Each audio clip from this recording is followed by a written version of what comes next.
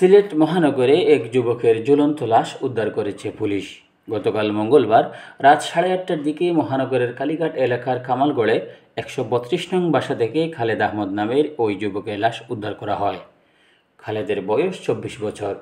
লাশ উদ্ধারের সময় খালেদের কানে হেডফোন লাগানো ছিল। প্রাথমিকভাবে পুলিশ ধারণা করছে এটি একটি আত্মহত্যা।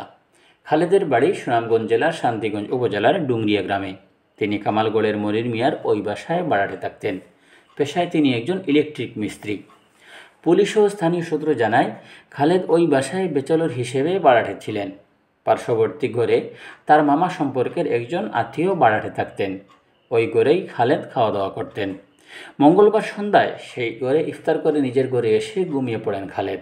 রাত 8টার দিকে তার আত্মীয়রা খাওয়ার জন্য তার বন্ধ ঘরের দরজায় এসে টাকাটাকি করলে ভেতর থেকে সাড়া না পেয়ে তারা পুলিশে খবর দেন। খবর পেয়ে কোতোয়ালি থানা পুলিশ ঘটনাস্থলে গিয়ে দরজা ভেঙে ভেতরে ঢুকে টিনের ছালার বাঁশের সঙ্গে ওড়না দিয়ে গলায় ফাঁস দেওয়া অবস্থায় খালেদের ঝুলন্ত দেহ দেখতে পেয়ে সেটি উদ্ধার করে। লাশ উদ্ধারের পর সুরতহাল প্রতিবেদন তৈরি শেষে Sylhet MAG Usmani medical college হাসপাতালে প্রেরণ করে পুলিশ। ঘটনাস্থলে থাকা কোতোয়ালি থানা পুলিশ জানায়, লাশ উদ্ধারের সময় কানে হেডফোন ছিল।